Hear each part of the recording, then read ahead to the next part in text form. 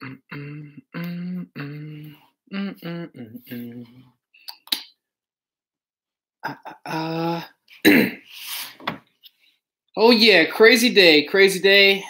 Welcome to Mondays. Happy Monday. You know how Mondays are. If you don't know how Mondays are, then you're not doing something, man. Mondays are crazy. No matter what industry you're in, Mondays are not always the best days, but you get through them, right? You get through them. You ain't missed nothing. You ain't missed nothing. I'm just getting here. Just getting here. Finishing up with some customer service calls. You know how customer service is. Once you get in that line, you don't want to get out that line, because if you get out the line, or if you hang up, something like that, you have to wait a whole nother hour or two to get somebody on the phone. So I was just on the phone with customer service. Did not get a chance to even try to send anything out, because I was trying to finish the phone call as soon as possible. But thank you all for your patience as we get this started here. Let's go. Let's go. My son officially took over my iPad. He thinks it's his iPad now. Some of y'all know how that is. I got kids out there.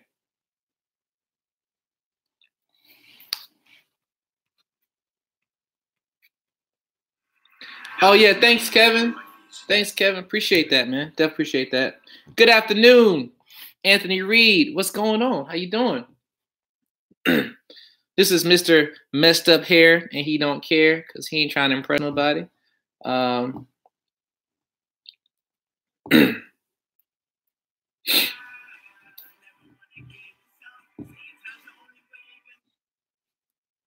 Get this here. My apologies. Getting everything set up here.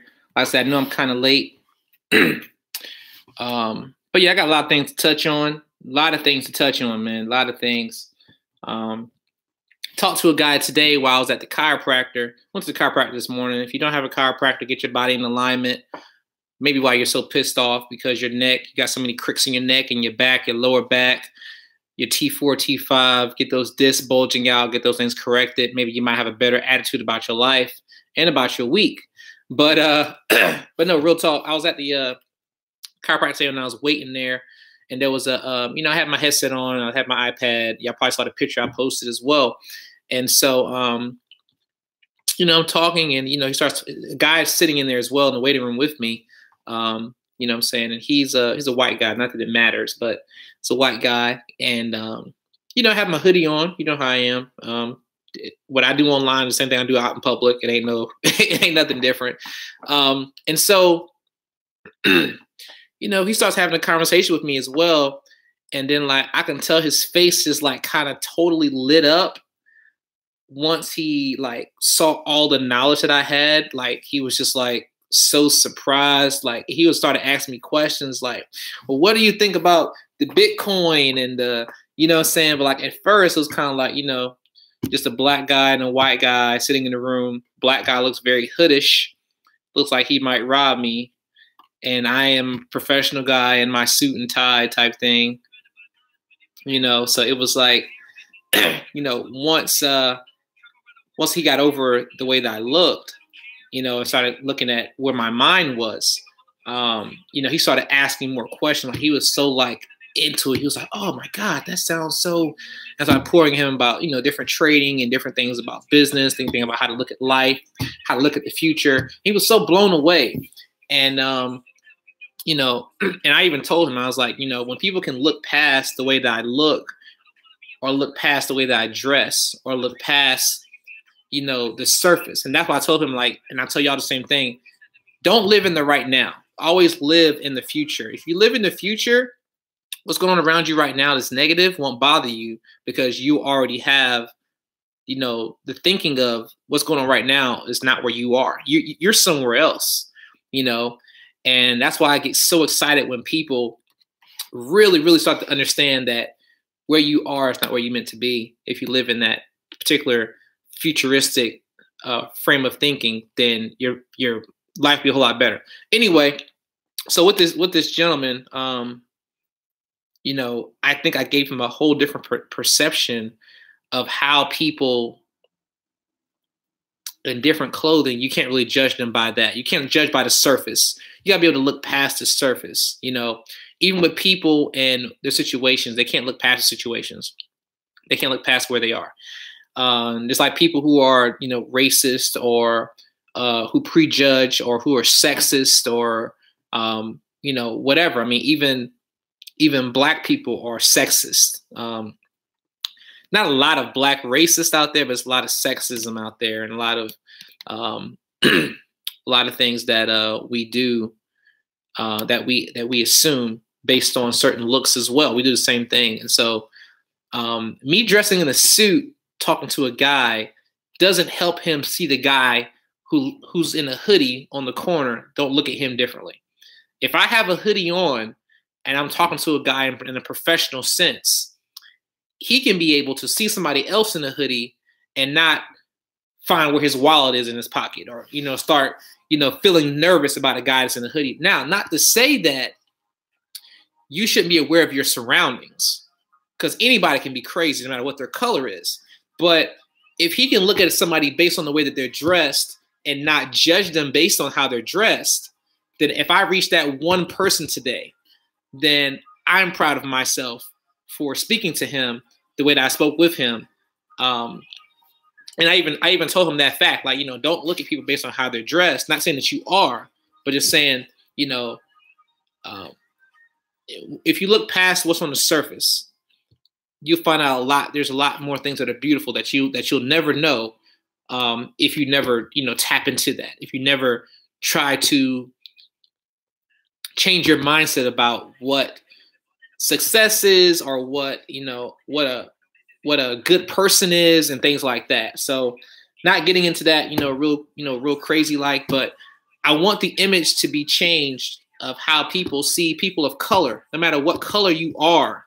I want people to look past that particular color, whether you're light-skinned brown, you're dark-skinned Black, you crunchy black from 3 6 Mafia, your nose is really big, your forehead's really big, you got dookie dreads, but sometimes you have to reach across that line. You have to sometimes start to speak and let people hear your intelligence, and not just, nothing wrong with being yourself and, talking the way that you talk, and having that slang and that swag in your voice. But you can have that swag and swang and, mispronounce your words and everything, and still pour out intelligence out of your mouth. And so I think if more of us start to get around people who don't look like us, don't dress like us, and just start to have conversations, I think a lot more apprehension won't be present. People won't be as scared or things like that. You know what I'm saying? Around people like us. So Simba Bay, yeah. Who are you? But yeah, that's something that you gotta take care of. You gotta take care of how you're seen. How you're seen is very important, especially as a person of color, how you're seen. Okay. All right. Let's remove this this person.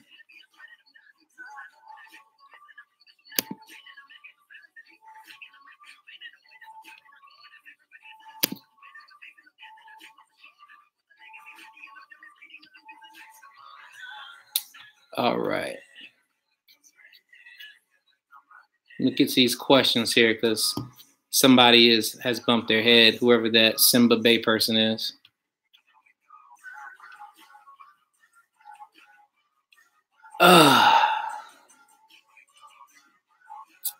Hey, J. Mark West signed up yesterday for the service. Yep, I saw that you did sign up. Definitely checked in with Dom on that. How do you feel about using Identity IQ when in the repair process? Identity IQ, I don't use that particular program. I don't know, what that is or what that's supposed to do. If you can enlighten me on Like, is that just a place to monitor your credit? Because I just don't personally use that. But if it's monitoring your credit does not hurt your credit in any type of way. Looking at it, just don't do any other disputes and things like that. So, yeah, let's see. Always great to see our people intelligence and helping others. I try to, man. I try to, pour that out because like there are a lot of people who are not dressed in suits out here, man. It's like you can't be like, yo, people tell you all the time in school to dress for success and all of that. And like, what does that mean? Like, because everybody that I know who is successful in this day and age, and what I mean by successful, I'm talking about big time successful, like really, really huge on the Facebook, level of successful. None of those guys wear suits. So on the Apple side of successful, like the owner doesn't wear suits. Even the owner that's there now, unlike, other than Steve Jobs, the new owner, he doesn't wear suits. Like, I mean, he might wear suits in like, a formal dinner. If I go to a formal dinner, dude, I got like, I should show you my suit. I should show you my suit game is ridiculous. Like I used to be that professional person who wore suits every single day. But I said, when I work for myself, I'm not wearing suits. I'm not doing that. If I go to a professional dinner, and I've been to a lot of professional dinners where I have to wear, professional, button down, full length suit. I go to the parties. I don't go to certain parties and like they have a, it's a formal party. I'm not going to show up in no hoodie. Okay. Just not going to do that. Not crazy like that. Like, oh man, F your dress code, F your party, disrespectful. But I do feel like people, when they say dress for success, they are speaking about suits and ties and dresses and high heels and flats and, all these things that people deem as quote unquote success. And so, or I even see people like, they'll get like a whole bunch of likes and they'll just say, I'm clean, I'm dressed for success, I'm clean and all that. But like, so you saying that when you dress in jeans and a shirt, you're not clean? Like, is that what that's supposed to mean? I don't know. And like I said, nothing wrong with getting dressed up. But I feel like associating your dress with your success is something that you shouldn't do. Because you'll feel like if you're not dressed a certain way, that you're not going to have a successful day. Or if you spill something on a nice shirt, that deems as far as your success. I mean, I don't know. There's too many meanings for that. You can be successful in anything. Anything that you wear, you can be successful. Don't let society tell you what success looks like. Success for everybody is different. Success for you could be having, $5,000 in the bank. Success for somebody else could be, having $3 million. And if that person who reaches $5,000 reaches their goal, and the person who has a $3 million reaches their goal, they are both equally successful. Equally. It's not based on how much you have. It's based on, you reaching that success and being happy with that success, or reaching one success and going to the next one. And I think people just kind of get that stuff mixed up, man. And that's why, like, I don't let anybody hurt my feelings about how I dress or how my hair looks and what they think that, I mean, I want to look like the average person. I don't want to look like the person like, okay, I'm shining more than you type of thing. Like, that's not my goal. For lack of a better reference, because I'm in North Carolina, like I'm on my J. Cole, and if you know J. Cole, you know who J. Cole is. You saw the persona when he first came out with his haircut nice and low and all that kind of stuff. And then he said, yo, man, I ain't got to do that. Like, I can just grow my hair out, have a bushy look. As soon as he went to start really being himself, his whole flow changed and his success changed based on him being himself. And so, like, his hair's dreaded up now. It was kind of out like mine or whatever. And now he's on a whole nother dimension of success just based on him being himself and not conforming to what success looks like as far as a rapper having a certain look, having a certain tattoos, having, certain name brands on all the time. Like, he'll wear a t-shirt, you know what I'm saying? And he still comes to North Carolina and just wears t-shirt. So, but anyway, And I'll get to your questions here. I'm so sorry. I do want to, touch on this topic as well. But let me get to your question. I want anybody to feel like I'm not answering your questions, because that's what I do. That's what I'm mainly here for. Let's see. Always great to see our people intelligent, helping others. Keep promoting the positive image of black males to everyone. I definitely try to do that. Can't just book by its cover. A fine-ass chick taught me that lesson very well. Keep being you, bro. Some of the biggest con artists wear suits. Facts. How do you get a closed account deleted? You can do that through letter writing. You can also do faxing if you're going to do it yourself. The quickest way is to do faxing. I like to do faxing and send out mail at the same time. So if I have a dispute going, I'll send a certified letter in the mail and I'll fax it off. Now with Experian, you have to write a letter. You can't do any fax with Experian. You can fax Equifax and you can fax TransUnion. You can look online for their fax numbers. You get a letter. Whether you it's better to handwrite it. Handwriting is better, but if you need to get a template, you can do a template as well. Put in that dispute with that, and make sure you have the account number. Look on your Credit Karma or wherever you use to monitor your credit. Write down the account name and the actual account number and the reason for the dispute. And you can get that off, or you can pay somebody to do it, whether that's me or somebody else, to do that service for you. Hi, Jay. Regarding an AU provider, I was able to take pictures of 2 of my accounts. Sorry. Ignore. I love this headset. Tell it to not answer, and it doesn't answer. I was able to take pictures of my accounts online. Could I send those via email instead of screenshots? I am non-tech savvy, to say the least. Thanks. How's your regarding being you want to be an AU provider? Yes. You can send me a screenshot. You want to send that through email. I will type the email here right now, just in case you don't have it. Let me set it up with my computer to be nice to me. There we go. I'll send this email to you right now, and that way you can actually send me the email of that information right there to that spot. Okay. So I think you have trolls, and that's one thing I've gotten people. I mean, I can even show you. Y'all know I show stuff on my phone anyway. Let me see if I can actually find it. But somebody sent me a message, and I'm trying to figure out if I might have deleted it. Oh, but they did comment. It was on Instagram, and they commented on a picture. I might have deleted the message just because I'm like, man, get the get that off my page. You know what I'm saying, with that mess. Trying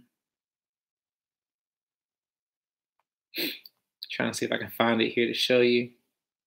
Trying to find, where did I have that at? I can't even find it. I forgot what picture that was. It was like maybe 6 or 7 pictures ago. But somebody, I get a lot of credit people who, instead of building up their own clientele, giving out information for free. Sometimes you give stuff away for free if you want something in return. And so instead of doing that, instead of capitalizing on that, they have, bots out here messaging on other people's credit repair pages in order to promote their business. They create names in order to, bash people. Like this person had credit was in their name. And they come up there saying, okay, well, don't pay Jay for a service, whatever that. And they had a private page. And it's like, I'm like, who are you? But I'm looking at their name like, you're a credit repair person. So instead of trying to build up your own clientele, you try to come on my page and say something negative about me in order for it to make yourself look better. When I have viewers right now who already know what I do and what I give out, I don't have to give out any of this time that I do. So, but anyway, I just let that go. It's just funny to see that. Racism is predominant in America, right? Can I get approved with 85% payment history? Identity has scores too. Okay. Can I get approved with 85% payment history? Approved for what? Talking about credit cards, 85% based on the last 2 years. very slim chance, but it depends on what everything else looks like. What do you think about the Z Black card? I've already spoken on the Z Black card before. I'm not speaking on the Z Black card again until they post to my credit report. They have not posted my credit report yet. Once that is posted, then I will speak on them again. Right now, I'm not even speaking on them in any type of negative or positive light until the trade line, that primary that they have, posts. Let the haters stay so they can see you shine. We are ADOS with an exceptional claim in America. We have been stripped of our traditions. Facts. Random question, Jay. I'm signing up for your credit suite, but wanted to find out if my ID does not have the valid address. Should I update it before sending you a copy? You can send a copy of your ID, even if that's not where you live at right now, as long as I know what your real address is, because that's why you have to send in the bill. The whole point of sending in the ID, Social Security card, and the billing statement is to be able to prove your address. So your ID can have a totally different address. My ID has totally different address than where I live at right now, and I'm not changing it until I really, really have to change it. And you don't have to do the same thing. You don't have to do any of that either. Send what you have. Okay? Just make sure you send the bill. It's better if you have a utility bill, because that's how they really can find out, you know, but a billing statement, like a bank statement, is also acceptable. So don't change anything. Send in what you got. I didn't want to complicate your process. I really appreciate that. I don't want to delay your process because, you know, if I have to, like a lot of people, you know, do the job forms that I have in place for people to submit their information, and they don't read the job form a lot of the time. They just start typing stuff in and submitting it. So I get a lot of incomplete forms where people, they don't send in an ID, which is like the main thing I do, or they don't send Social Security card, or they don't send the billing statement, or they don't send the login information. So right now, if you're doing a credit suite, I have to have Experian. I have to know your login, username, password. I got to know your security question, your security answer, and 4-digit PIN on your account. The reason for that is because when you log in, you can log in without any of that. You can put in just your username and password and get right in. If I log in from a different IP address, it's going to automatically think that it's a fraudulent thing happening. And so I have to submit all that security information, or it has to text you in order for you to give me a security code. So instead of having to try to get with you and wait for your text message back, if I have everything that I need to do what I got to do, I can log in, do what I have to do, and not have to stress you or wait for you to message me back in order to get your stuff turned in, which is going to delay your process. So the faster I can get all the information completely, the better. So just putting that out there. But I appreciate that, Mrs. Jones or Miss Jones. No, it's Mrs. because I see Hughes-Jones. Yes, Mrs. Jones. Malik, JS people, can you say something about the wealth gap reparations and its effect on credit?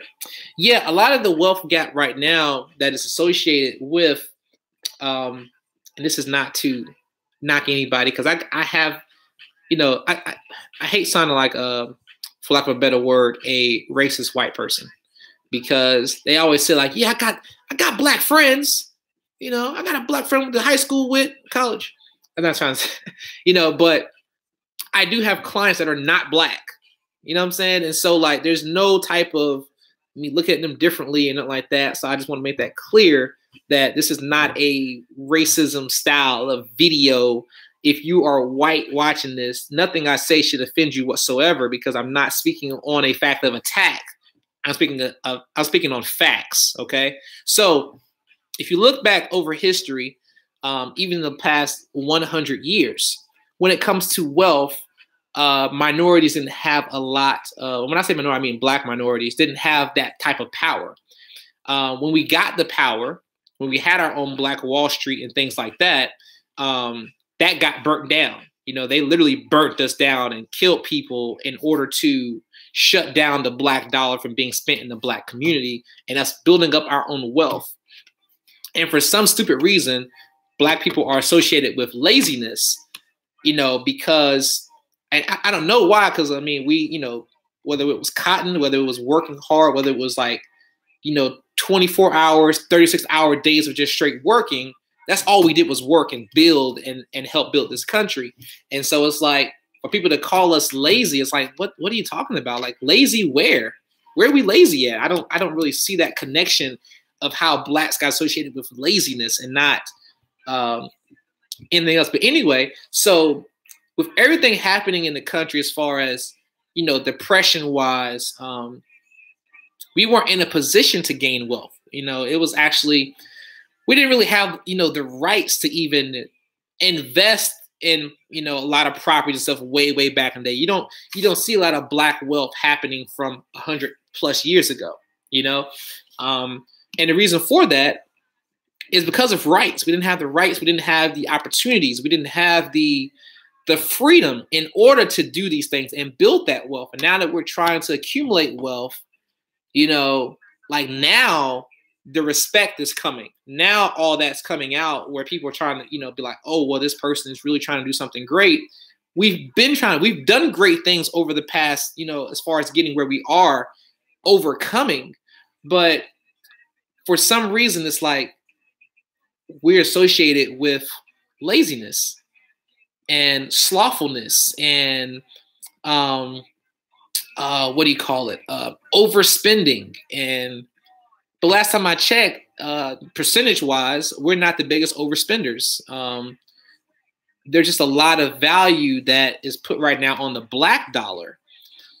Everybody trying to get the black dollar. Everybody recognizes the black dollar. And who recognized that first, I would say, who recognized it first, who really started trying to capitalize on it, are the businesses that put themselves into the black communities, like a lot of the Asians with restaurants, or the, for lack of a better word, Arabs. And this is not trying to tell you, you know, not trying to be funny. I'm just trying to, you know, prove my point. You know what I'm saying? They got into the corner stores and the liquor stores and all that.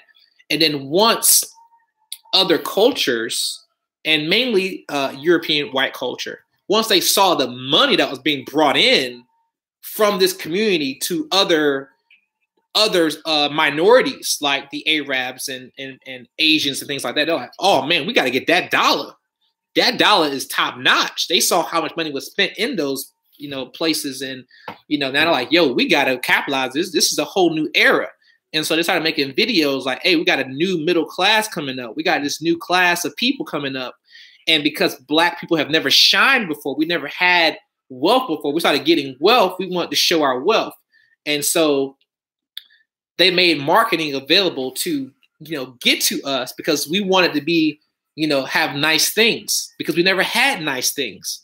And so like when you see the chains and you see like the gold chains and the rocks and the diamonds and the baguettes and the talking about it and all that and having the lifestyle, it's basically because of a lack, because we didn't have that. And so whether you find it degrading or not, whether you find, you know, whatever offensive or not, doesn't matter. Don't knock the fact that we went without and now we have, you know, and now we're trying to show that what we have. And sometimes it's shown too much. It's exaggerated too much to where there's people who don't build up enough wealth to try to keep it, but there are a lot who do. But there are those who just don't and just, you know, want to spend money. When I got some money, when I first got money, I first got some money when I was younger, like a big amount, like over $1,000 at one time. You know, like, man, I blew it. I blew every dollar, yo. Every dollar, I blew it. I even bought my friends stuff. I just blew it just because I could. Even though I really couldn't, you know what I'm saying, like thinking in hindsight. But in my mind, like, yo, I've never had money to blow. I've never had a pair of shoes that weren't from Rack Room Shoes, you know, or from the Salvation Army. I never had lobster before ever in my life. You know what I'm saying? So you start getting out, you know, you get it out of your system, then you start trying to calm down and really start trying to invest and all that. But I just want to change the mentality and talk about, you know, about the stigmatisms that are associated with being black or wearing certain, you know, having, you know, wearing a hoodie and being killed for it, or, you know, being pulled over for your color, or, you know, things like that. Like it's a headache. I'm not trying to get too deep with y'all on that. I just want people to understand that, You know, I recognize it, and I want you to be aware of it. You might be watching this, and you might want to have people to have a different perception about you. And so the way you do that is by having intelligent conversations with people in other ethnicities, even when you're not dressed up. Like, doing it when you're dressed up is easy. Do it when you have on clothes that society looks down on. That's when you're gonna start to make a change in people and how they see people. Let's see. If you sweep an open account and I stop paying, can they send it later to collections and get me that way, even after you removed it? Very good question, Dr. J. If you sweep an account that is open and you stop paying on it, now that payment, let's say, is for a car, and you get that car repossessed. That repossession can show up differently. It can show up in a whole different section of it can show up under a whole different name. And so, yes, that can actually pop up that way. So you can get something removed and still pay on it because you want to keep the product or service, but that debt on that account may be something that you don't want to show because you're trying to buy a house, something like that. That's the reason why it actually helps a person if they're trying to get rid of that particular amount of debt, okay, for an opening account. But they can send it. They can send it off to where they can still have it posted a different way. And they can also post it under different names like that. So just keep that in mind. Can I remove a hard inquiry from an account I still use? Talking about a cable account. Doesn't matter what the account is. I can remove every inquiry. 305 Trucking Hard. I can remove every inquiry, account holding or not. Do you send out letters and fax the same day or different times? The same time. I'll send the fax if I'm already unprepared. I'll send the fax now and then mail it off later. You know, the day when I get out and finish all the rest of my files. Or you can actually fax it out the next day, but you don't want to keep it too far apart. You want it to be at the, around the same exact time. Thanks for your email. Would you give me a quote first after seeing my info on my price for each card provided? Oh yeah. I'll tell you how much you're going to be paid for each person that's added. So you'll know what you're going to make as far as profit goes. So there's no doubt about that. Ollie and Robinson, I have a hookup on AUs. What kind of hookup are you talking about? Are you talking about like, you got connections to real people? Because I don't want them to come through another company. If they come to another company, I'm not trying to pay additionally on top of what they're charging and all that. I'd rather pay a person and have that person make money compared to paying another big company that has over, I don't know how many AUs to keep up with and all that. I'd rather pay the small person money to add people on as AUs. But yeah, I'm willing to hear what you have to say about it. Olian, that's how you pronounce your name. Let's see. Once you got dudes trolling you who do what you do, it means you're doing something right. It's sad, but you're not doing your thing, so you got haters. You got to have haters, man. Like, if you don't have haters, I think something's wrong with you. I think, like, Oh, and hi, Ashley, I missed that earlier. True facts. After you sign up for Navy Federal, which card is best to apply for? Mike Matthews, good question. The account that's best to apply for, if you want to have authorized users on your account if you don't have enough history. If you got an average of at least like 4 or 5 years of history, average, you don't need AUs. I would say go ahead and apply. And I would apply first for the cash card. What is it? It's not the Go Rewards. It's the cash rewards. I believe it's cash rewards cards with Navy. It's the green card. 1.5% cash back on that card. I would probably tell you to go apply for that first. But the Go Rewards card is good too. The flagship is top of the line. I would apply for the flagship if your credit is excellent. And I mean by excellent, I mean like over 750 excellent. But if not, if it's lower than that, I would try to go with either the cash rewards or Go Rewards card. Should I have a closed account removed? Yes, if it is negative. That means that if the closed account is showing an amount that you still owe, or the closed account, when you open it up, make sure you go to your profile, double click. See, when you see a profile and you see it says in good standing, that doesn't mean that it's always been in good standing. It can have a late payment attached to it. So actually go up in there, double click on it, open up, and it can say, it might say you had a late payment 16 months ago. Even though it's paid off, that one late payment is hurting you. You need to get rid of that whole entire account. All right. So you will remove closed accounts only if they have negative attached to them, or, well, the negative could also be having a balance or a late payment. If you have all on-time payments and all that, do not delete those. Keep those up there as part of your history. Okay. What's going on, Alex? How you doing? Brandon, launch it. How you doing? Afternoon. Being a U.S. citizen is the problem. We should have never signed on to this system. That's how the foreigners do it. No liability. I believe that. Facts. Your analysis, Jay, is on point. I appreciate that. Great insight. Very true. Now, a lot of people don't understand that the U.S. will not be the the main powerhouse. It will be China. Then it'll be Africa. Africa will take over as the main powerhouse here soon.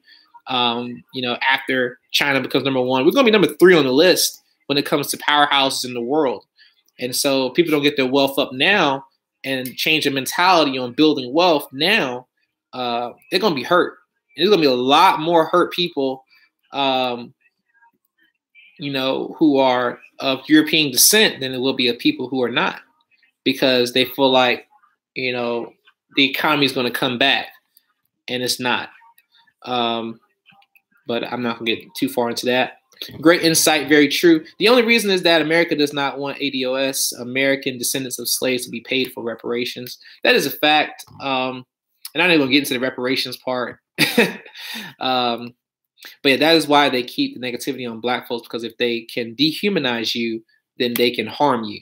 That is correct. A lot of people have a stipulation of what black people do or what gangs do and whatever like that.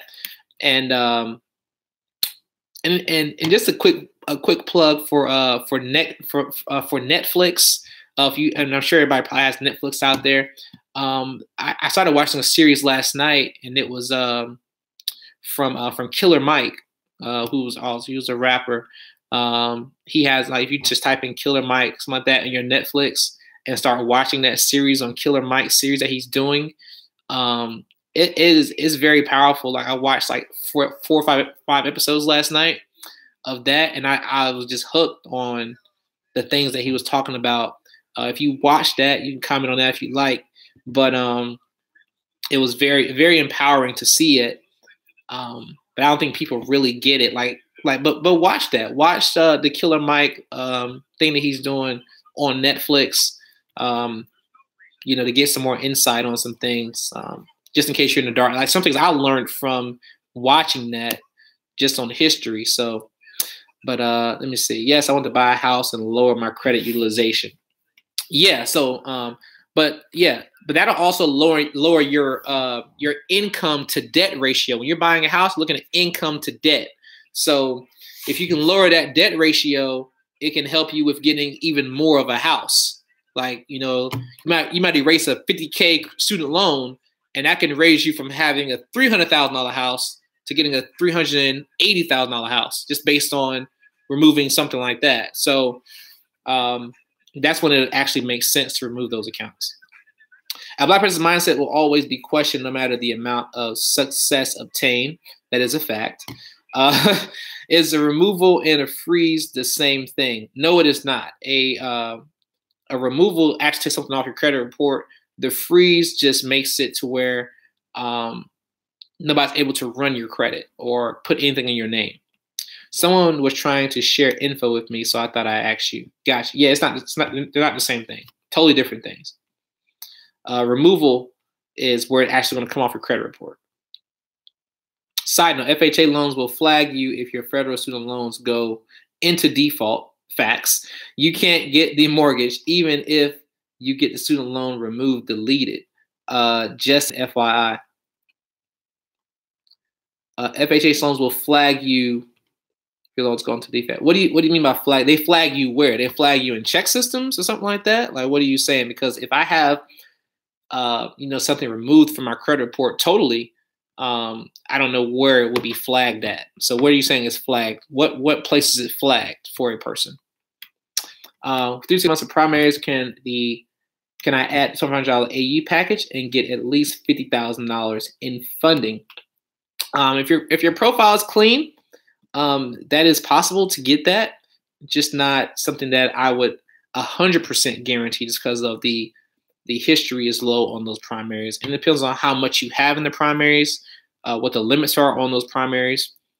Let me see. I have an account that's only reporting with trends, but it has no inaccuracies. Can it still be deleted, or am I stuck with it? What do you mean it has no? What do you mean it has no inaccuracies? You mean that you can't dispute it off? Is that what you mean? It doesn't matter if it's accurate or inaccurate. It can come off. that can be taken off. Does it have a balance? Does it have a? I mean, is it a repossession? What are you saying? What is it? What type of account is it? Like, why do you want to get it removed? How is it hurting you? Okay, explain that as well. Now, I'm sorry, I did go off on a tangent here, but like I said, hopefully y'all got some message or something from it. FHA gives you an FHA PIN from the government. HUD, federal student loans are backed by the government. My mortgage broker told me this internally. Ah, okay. So it gives you FHA PIN. Okay, well, see, I've never had any problems with anybody, removing, their loans off. A lot of the student loans that I actually remove are ones that are already in good standing. So, like I said, I've never had a problem with people not getting approved for rate. So I got somebody approved for a $600,000 house, and we removed their student loans, and that totally raised their score and also helped their credit to debt ratio. And so I guess that might depend on the bank. But that's good information. I'm definitely going to keep that in mind as well, because I do have a lot of people who work internally. And so I'm actually going to run that by them. If, different people, and maybe, do different things. And maybe that might be only the ones that are in default, but I will definitely check on that as well. I'm not blocking what you're saying and anything, not deflecting that, because that could be some stuff that I need to be able to let a person know if every bank does that. You know what I'm saying? But I haven't personally experienced that or heard any clients that weren't able to do something based on getting that removed. Okay, that's all I'm saying. Lee Green's a repo in a student loan. When I dispute, I look for inaccurate info in the report based on my dispute, but these accounts don't have any. There are many reasons for disputes, not just inaccuracies. That's what most people do when they're disputing is inaccuracies. Inaccuracies is the number one dispute letter that the credit bureaus get. And it being inaccurate doesn't matter to me. That's not my first letter, is doing inaccuracies. And so if you want to get that removed off, you got to do more than just the basic inaccurate, this account's inaccurate. You have to kind of go a step above that. And so if you're not able to get it off yourself, you go through it, serve repair company, whether that's me or somebody else, totally up to you. But you need to be able to do some research on your own in order to find a better letter that has more details than just, oh, this is inaccurate. There's a whole lot more in the tax code, not tax code, I'm sorry, getting anything. There's a whole lot more in the credit code that you can dispute. It's not just inaccuracies. Okay, so do me a favor. Go ahead and look up, the FCRA. Look at that, find it, buy the book on the FCRA, read on it, so that way you understand the things that you can actually dispute. So I can't give that all to you in this. You're going to have to go and actually get that for yourself, the FCRA. Fair Credit Reporting Act. Get that. What the minimum length of my time my AU needs to open? What the minimum length of time my AU needs to open for it to qualify for your program? There's no minimum. There's really no minimum. I like to have at least a year, but sometimes, because I make AU packages. Let me tell you how I build a package, okay? I might have, let's say you were to buy a package of 5 AU trade lines, right? And so I might have a trade line that might only be $500. It could be a $500 limit on that card. And you say, well, Jay, I paid for the biggest package. Why are you giving me a $500 line of credit? Now, that's only for one line. That $500 line of credit could have 19 years of history on that one card. 19 years. So now I got that. That's my first card. I got a big amount of time. Then I combine that with another card that has a $40,000 credit limit that might have 9 years. So I got 9 years and I got 15 years. So that other amount that's over 10,000 has now created that big gap as far as utilization. So now your utilization goes down, way, way down. And also you got the combination of the history. You got a 19-year, maybe an 8-year. Okay, and that combination of years, that might give you an average of 14 years of history just from those two accounts. And I'll add more accounts, but I kind of make it to where it fits and makes your averages look very good.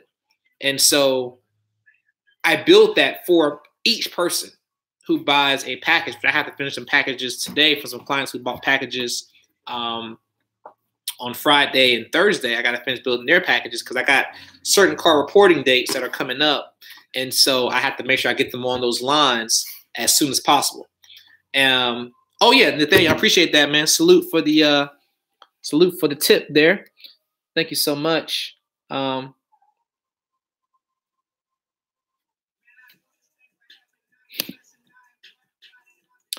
David, I'm not sure exactly how long ago you contacted me, David, but I've seen your name, your first and last name before that. Hidalgo, I don't know if you messaged me in the past, but man, I do not forget names. Like, I know your name from somewhere. Like, did you text me or something? Like, we talked on the phone, but that name I definitely know.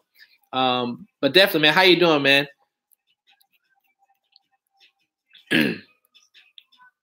But yeah, the minimum length, man, you can definitely hit me up. Fill out that AU affiliate program. I am getting bombarded. I started getting bombarded over the weekend just with more AU signups and stuff like that, and people inquiring about AU packages right now, as well as the credit sweeps. But if you have some AUs, man, I'm telling you right now, if you do nothing but do it just for this month, you want to become a partner just for the next 2 months and get started right now, make you a quick little $1,000 or whatever, you will make it. You know, but I still have to verify your information, make sure you're not just going to, you know, take the money and run somewhere, you know. So anyway, but yeah, thank you, Nathaniel, for that. I appreciate that. Lee Green, I'm sorry, I missed that other question. Do you have letters that are for sale that I can use? Lee Green, yes, I do have some letters. If you want to send me an email, I'll, you know, if you want my letters, then I can give you my letters.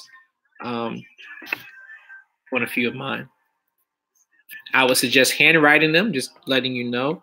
Handwriting is better, but if you just want to kind of, you know, some things that, some templates that work, I don't mind selling you some of those. And I'm going to put, let me see, my email in there for you. Hopefully that sends. There you go. Yeah, send an email to that right there. And that way I'll get that email and I'll be able to, you know, send that information to you. Got a lot of stuff, man. Got a lot of stuff. For those of y'all who are not subscribed to my page, please make sure you go subscribe. Go subscribe, like it. If you don't have the number, put that up there real quick, and I'll finish up here and make sure y'all get all the information that y'all need. And Okay, great, great. 8333. There's a number for anybody who wants to contact me as well. Okay. Like I said, doing a lot today. I do have some added help as well to get some things done. I even got my wife now helping me with some of my submissions as well to get everything in place. I was going to hire another person. My wife said, don't do that. She's going to do it for me because she got some time this week from work. She's not doing a whole lot this week. So files will be in extra fast all week long as soon as they get submitted. So now I got some backup with the wife too, helping me out in the clutch. So Orlando Williams, any student loan letters. Letters go for whether it's, it doesn't matter what the account is. The main thing is like if you have late payments, a late payment is a late payment, no matter if it's on a student loan or not, it's a late payment. So, that letter is going to work for no matter what type of late payment it is. It's just more of like, can you stay consistent with turning things in and not like once you get a response back from the credit bureaus, you have to know how to respond back to that response. And so most people, what they do is they'll write a letter and it'll come back as verified. And then you don't say nothing else. You just let that go. But that's not all there is to it. Like they have to actually prove why it's verified for whatever you disputed. They got to say, okay, well, this was, if they say inconclusive, they got to do more research, or they have to, we'll get back to you in so many days or something like that. Then they have to get back with you in that many days. Or, well, let me not say or, but when people get that verification back, they don't do anything else after that, or they keep doing the same exact thing. And it's like, dude, I just told you it was verified. That's basically what it's going to come back to. Like, it's been verified. It's been verified. Is that like, you can keep doing it, but that's not going to be effective for you. That's what most companies do. They keep sending the same exact letter over and over and over and over and over again, just to show some activity, just so they can get paid more money every month. That's not what I do. And so, while I have y'all up here, I will be taking payments for credit services for people who don't have a lot of like negatives. For an example, going back to my traditional repair service, it is $79 up front, $120 per month for 6 months, and you don't pay anything else after that. Even if it takes 10 months to get everything, which I get everything off in 3 to 6 months, but if not, you're not paying for any extra time. But you might have a situation where you've got 2 late payments. Okay. You don't want to pay $79 and $120 a month for 2 late payments. You're not like, I don't want to pay $800 for 2 late payments. That's all you got. So it's like, instead of me doing that or having you go through that service, I'm going to charge you based on what you have on your report and based on how long it's been on that. But that is going to only go for the people who only have like 1 or 2 negative items. If you got 16 accounts, don't even ask for that because you're going to pay more than $800. I don't even care if it is for an overtime service. You're going to pay more than $800 for that. You might as well just go and just do the program for $79 and $120 a month. That makes no sense. Or do a credit sweep. But I have people who don't want to do the sweep, either don't want to or can't afford it right now, which is totally fine. And they only have certain things that, they feel like they should, maybe pay like $200 to $400 for that. Because over time, if you're paying $79 up front, $120 per month, you're paying $800 over a 6-month period, just broken down in payments. So that may not be worth it to everybody. So with that being said, you can send me an email at inquiry, INQUIRY, which is also on the screen at jknowscredit.com. Not on the screen, but I'm sorry, in the chat. And you can send an email and say, hey, Jay, I have 2 late payments. Hey, Jay, I have 1 collection. This 1 collection is on TransUnion. Can you get this off for me? I will say yes. I will say it'll take some time because it's a traditional repair, but I can't get that off for you. I might charge you $250, or I might charge you $350. I'll have you sign a contract because with traditional credit repair, of course, you're not supposed to take money up front like that. But, and I will let you know, this is your total. And I will get people who say, well, they can't afford all that up front.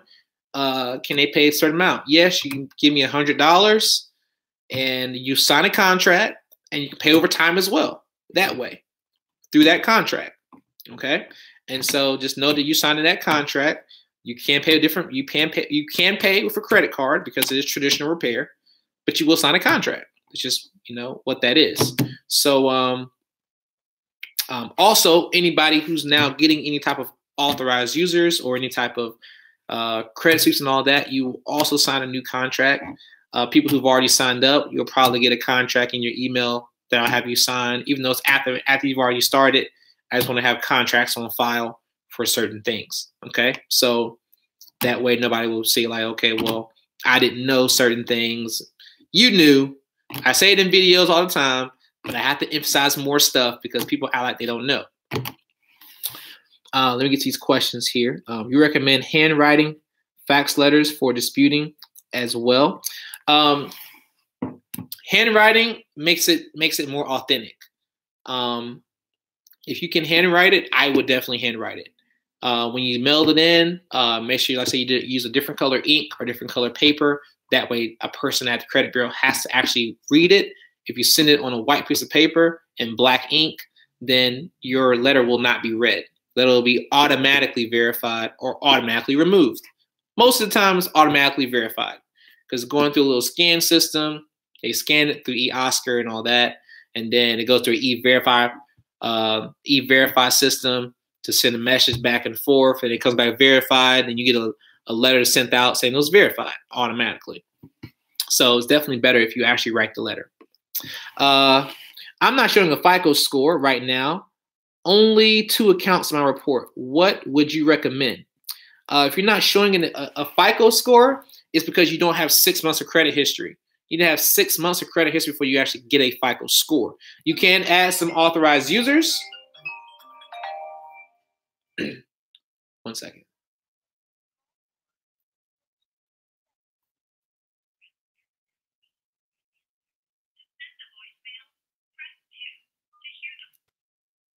Hey, this is Jay Knows Credit.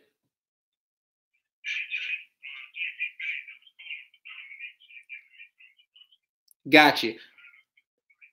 Gotcha. Give the number a call right back. She may just be on the line. Dom will definitely help you here. I'm just finishing up my YouTube live, but yeah. No problem, man. Yes, sir. Bye. Okay, so make sure I got these questions. Not yet. The FICO score thing. So now you want to have 6 months of credit history.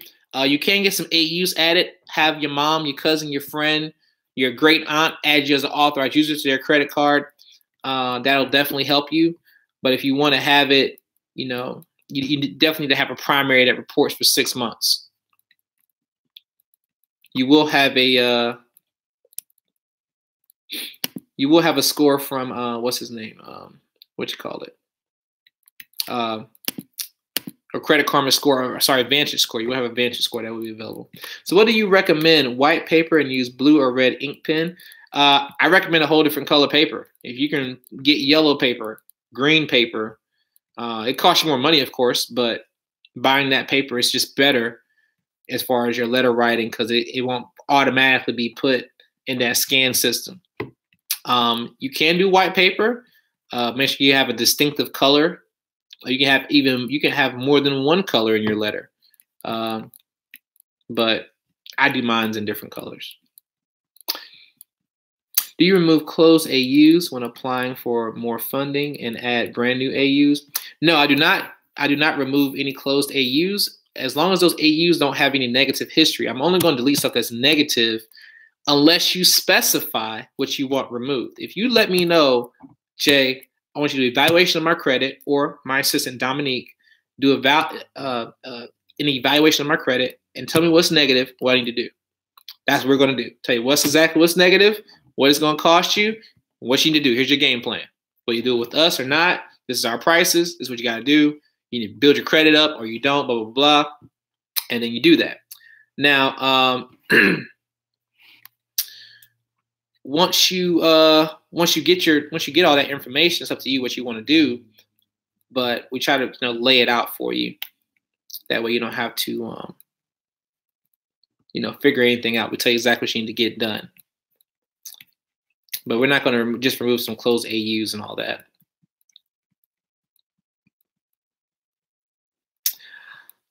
Kareem, what's up? What's up? Hey, Kareem, did Dominique reach out to you? I definitely need to look at my.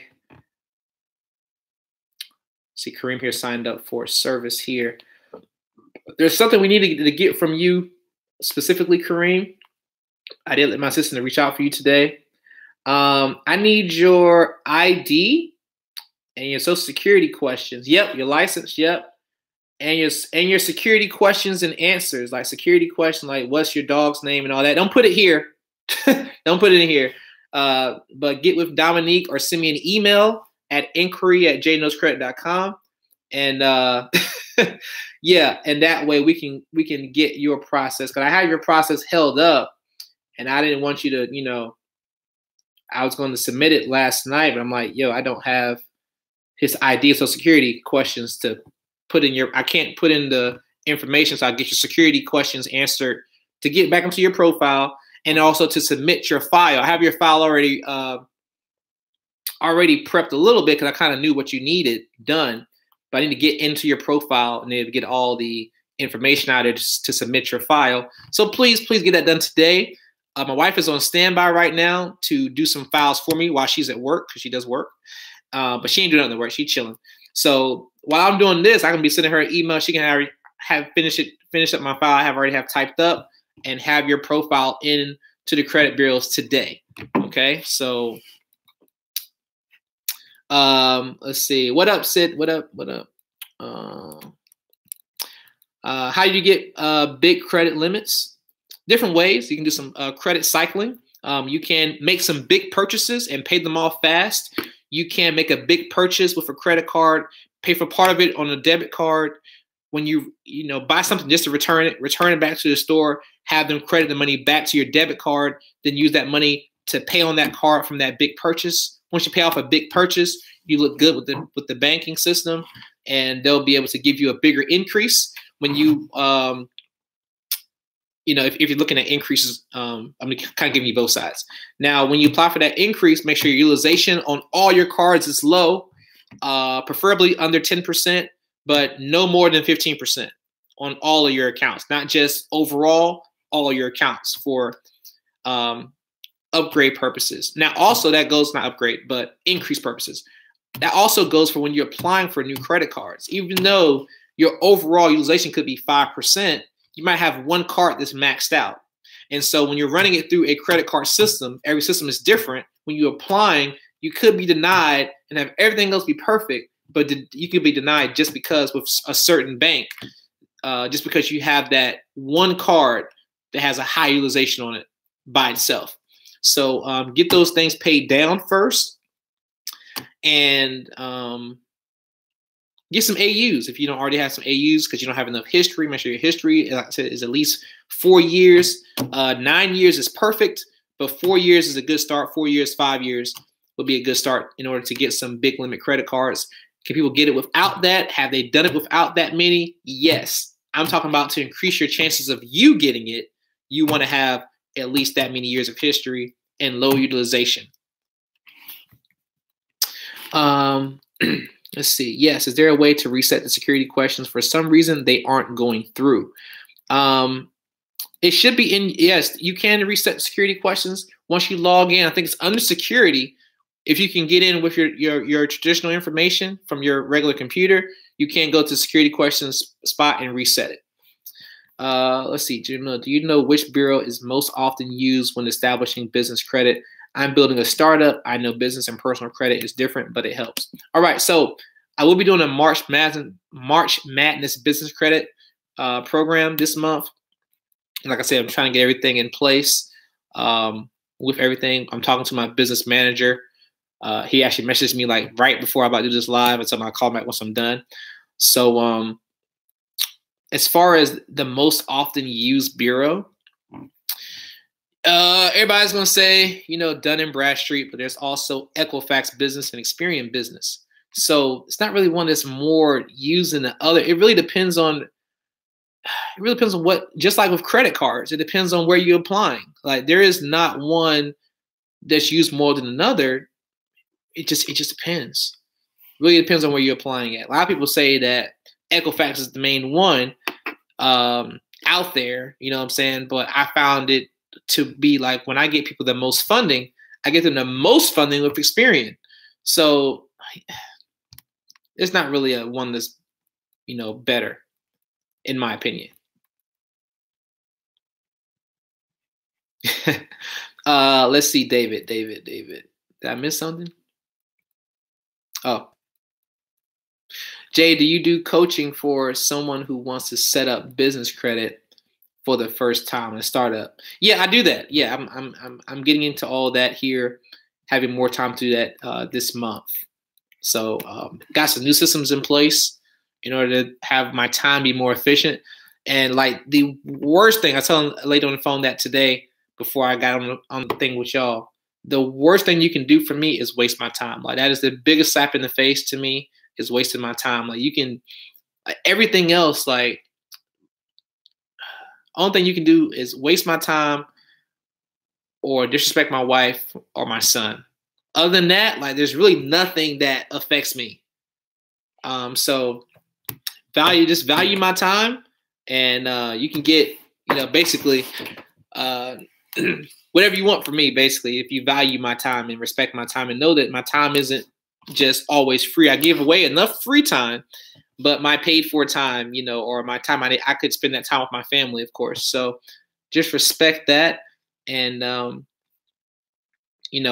we won't have any issues on there, but Mr. Hidalgo, I have you here. I ain't gonna miss you out. Let's see. I will have all that set up coaching wise and everything. I can do it now, but I'll be putting other things on the back burner I need to get done today. I will have some videos recorded today. Let's see what time it is now, 2:53. Yeah. So I will have some videos recorded today as well. I still got a lot of videos I got to record. My goodness. And I can record videos now while I get some other files submitted that I don't have to do personally. So I'm trying to multitask, get everything done. But I'm glad I got some more help. Glad the wifey's helping me out right now. She sees how busy I am. And she wants me to go to bed earlier because I'm getting into bed about 4 o'clock in the morning every day. And she wants me in the bed. So, yeah. Shout out to wifey for helping me out. Get me in the bed earlier so I can get some rest. Jay, post the links for the primaries. What primaries are you talking about? My business is moving faster than I expected. Made a sweep on one bureau for the time being. Okay, Jimmy, just let me know. Just let me know. What's the minimum age of primary history when you have AU for those limits? OTR, I'm trying to get your question. What's the minimum age of primary history when you have AUs for those limits? Because that wouldn't be primary, you'd be AU. I'm trying to get your question.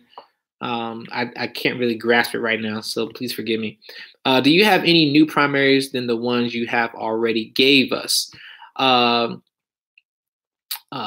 Ms. Joyner, I do not have any new primaries yet. As of yet, there have been a lot of things that I've seen and heard and all of that, but I'm not making any moves. And so I see some testimonies and stuff like that of posting. I'm not moving on any new primaries just because a primary right now, and I've known this, and I thought I had one, but I didn't. Primaries with history are like magical unicorns with glitter and ice cream pouring out of their unicorn top. Like, that's literally what a primary with history is. It's like finding a unicorn, finding Sasquatch, and having a legitimate picture. Or like finding a moon rock that's actually from the moon, verified. Like that's how scarce or scarce, these primaries of history are.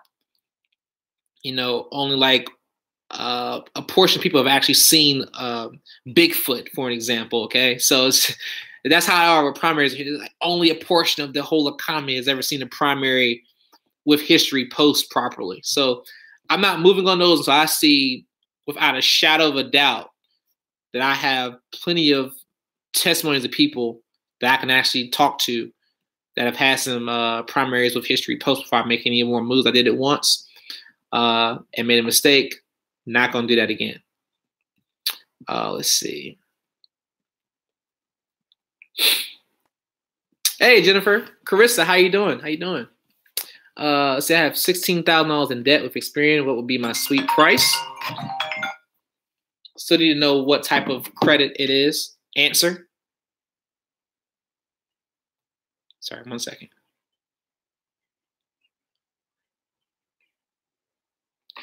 Hey, this is Jay Knows Credit. Can I give you a call back? I'm doing a YouTube live right now. But you can always call back and possibly get my assistant. She might be tied up with another client right now. But if she doesn't call you back, I'll definitely give you a call back after this live session I'm doing right now. Is that okay? Okay, and what was your name?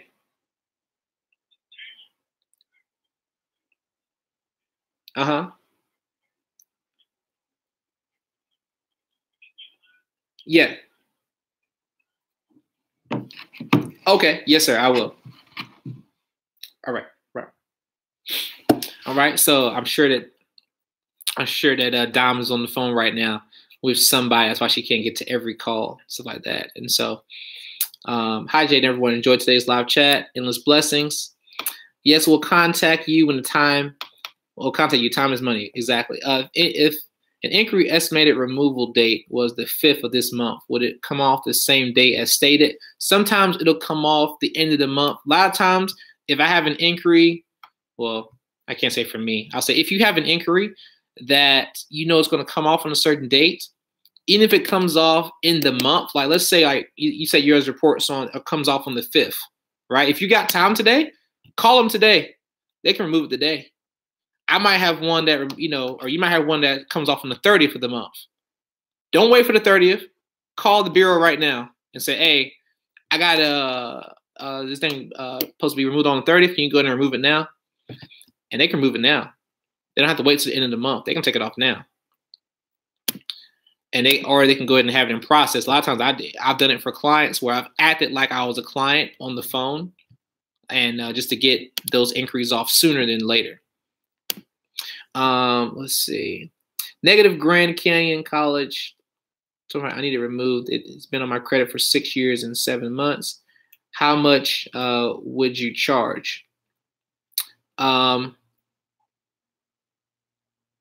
Actually, I mean, you probably should wait unless you need to get something accomplished right now that's dire, because you're about to hit that 7-year mark where you can just get it removed automatically. So if it's been in collections that long, then yes, you should be able to get that taken off in just the next couple of months once it hits the 7 years. If you need it removed, though, then it's something we can talk about. If I had 2 years of average age, that's mainly from AU, so I need a certain primary history, say 6 months or so, or just to get the high limits, or it's possible with short amounts of primary history. You want to have 4 years. That's like in a perfect world. Everybody's not going to have 4 years because they're going to just be building and rebuilding. 6 months is preferred minimum. I like to have mine to be at least a year, but you can get limits with 6 months. You can get primaries. It doesn't mean you can't get proof of credit limits. When I'm speaking right now, I'm speaking about people getting big limits, not just getting, you know, $2,000. Okay, so if you want like $2,000, $4,000, yeah, that's reasonable. But if you want some 10Ks, probably won't happen with just having like a month or two. 6 months, possible. Might get a Navy card. Might get a PenFed card that has a bigger amount. But for other bigger banks out there, they're not going to give you that much money. Please post the links for the primaries that don't pull hard inquiries. They don't have to have history. You posted several a few months ago. I got one, but I don't remember which video I got the link from. Okay, give me 1 second while I pull this up, and I'll basically put this link here so you can actually see it. So just give me a second to pull that. If you do have a question, you can ask your question while I'm pulling this information up for him. I'm just going to post a link to the video so you can see it. Just opening up a new browser in order to do that.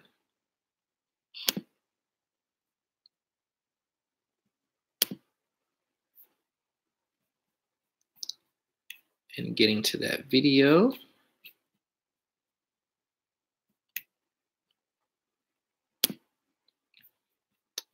All right, all right.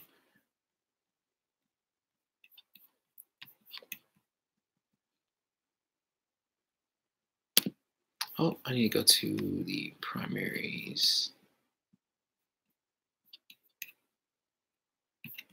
Yeah, there we go. Money.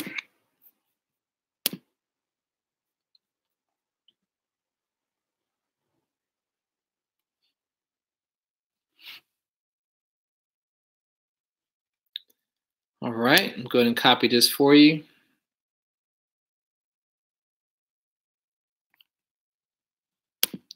There we go. Copy, copy.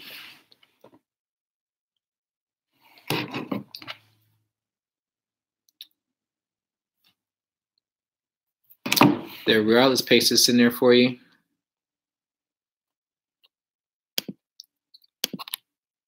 Okay, your Zelle is not working. You need to send money a different way. I can send you a ACH invoice as well.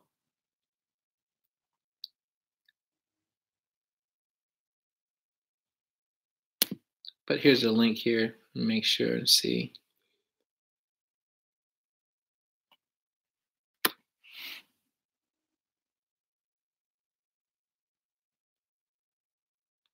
And Mr. Michael, there is the link right there for those primaries. If you wanted to get those primary lines of credit, you can click that link. That'll take you straight to it. The video that's on it, and then the actual links are hyperlinked in the description. You can click those hyperlinks there. And that goes for anybody who needs some primary lines of credit, needs some primaries. Only one of these lines will even give you hard inquiry. That'll be MJC. The rest of them will not give you any hard inquiry. They are program cards. Two of them with HC and OX, they have a program in which you can actually pay for everything up front. Like you can pay out 6 months in advance. So you can pay $150 and pay it out for 6 months. And that way you don't have any payments for 6 months. So you just pay $150 one time. That takes care of your credit history for the next 6 months with that primary. They have 2 lines like that you can do. So you can have $4,000 of credit lines that's going to report over the next 6 months, and you've already paid them up. You pay $300, that pays you, you're good for 6 months. You know what I'm saying? So that's kind of like a really good scenario for people who don't already have that. Just kind of putting that out there for you. Okay. With what's that? DCAR 23. I think that's, you're the guy who just called me a minute ago, right? DCAR. If you go ahead, I'm gonna put my information. Sorry, what was your? Go ahead and send me your name real quick. Send me your name on here. DCAR 23. Oh, you filled the app out. Just give me your last name. Carr. Okay, Carr. 1 second, Carr. Do some credit services live right here. That's good. That's good. I like that. Carr.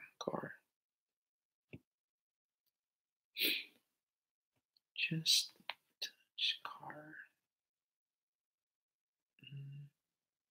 There you go. I see you. I see you, Carr. Let's see. Let me check your documents real quick, Damien. All right, your ID looks very clear, not blurry. Fantastic. Your social security card looks good a little bit. And I'll say this and I'll show this. I'm going to show this on here without the number. Okay. And so this is the side of the picture. Okay. You can't see his number, so don't worry. I'm not putting information out here. Okay.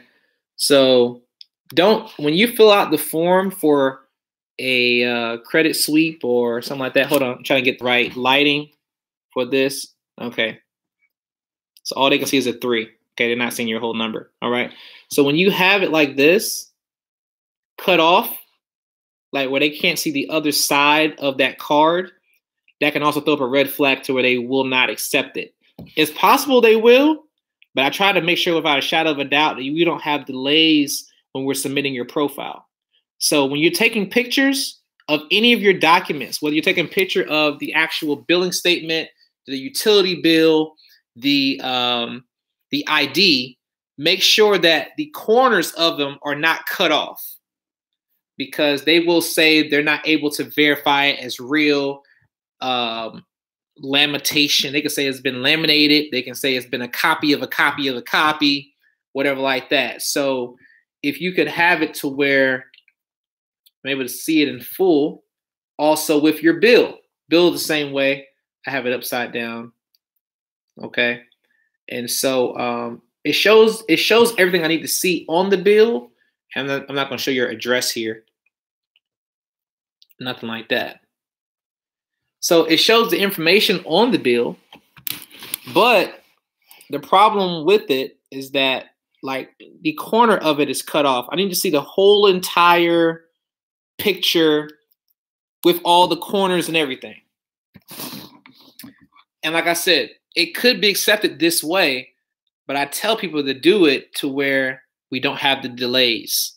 And then you're mad at me. Well, Jay, you said it's going to take 45 days and all that. And it's been 37. And I haven't got any, instead of getting all that, I'm like, yo, look, your documents could possibly come back. So please expect a delay in your service if I don't have the updated information. I'm just going to submit what I have.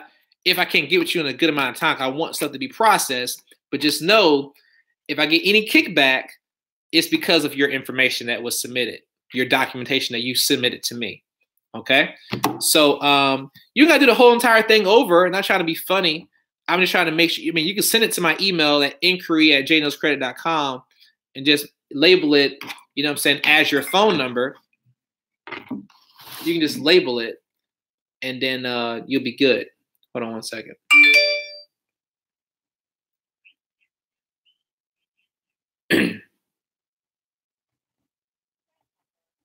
Another call.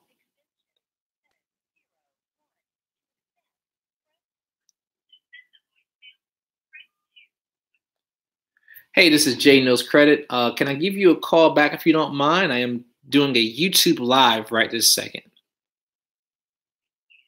And what's your name, ma'am?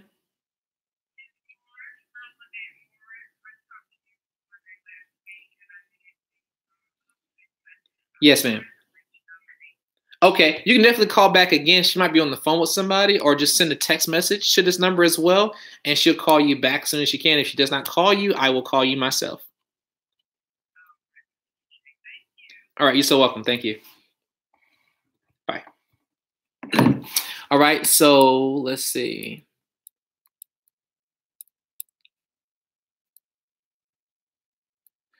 Let's see. Would you call the Bureau directly for inquiry if it's supposed to be removed? I sure would.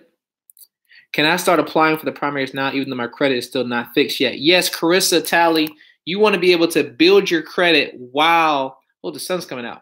You want to build your credit while you're getting it repaired. That way, you're not waiting to get history. You're building up history while you're going through the repair process. So you could have, if you're going through the process where you're doing like the traditional service, and let's say it takes 6 months, you can have 6 months of history already by the time your credit's fixed. Which is fantastic. It'll help you, be in a better position to get funding at that point. Sorry, excuse me. I feel like my lips are chapped. I don't like that feeling. Let's see.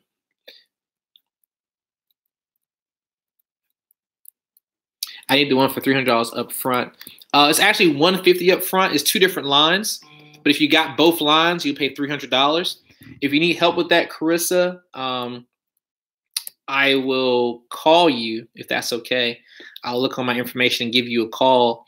And instead of you applying for it, I can call the company directly and then on 3-way, and then you can just tell me your information, and they can go ahead and just plug it in. And you ain't got to do no work on the computer or filling out anything, nothing like that. They can do that right now for you over the phone. So if you're okay with that, I can give you a call. If it's a bad time, Carissa, because you're at work or whatever, just let me know. I can just send you the 2 links for it on how to do it. Just make sure you select the proper, thing. But if you don't want to do it yourself, I will call you and do it. Is this a good time for you around this time? I do got to call 3 clients back so far. But after I'm done with them, I can call you once I'm done. Okay. I feel like a celebrity. Jay showing me off. You silly. Let's see. I need the name of the primary areas that you. Okay, gotcha. Yeah, I try to say these names. People always saying like, "Why don't you say the names, Jay?" And that's because they have a software. These companies literally have a software that scans the entire internet for names. If a name is mentioned in a video, they will. I literally. This has happened before. I've literally gotten messages where they're saying you have to shut this account down, and I get it from the company and the company lawyers. So you might have seen stuff on the internet before from other people. I understand. Okay, Carissa, I'm going to hide your number because I don't want any stalkers calling your phone. So, yeah. Let's see, Carissa.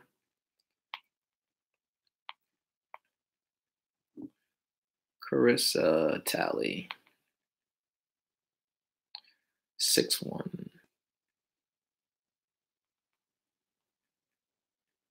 I'm writing your number down here as well, okay?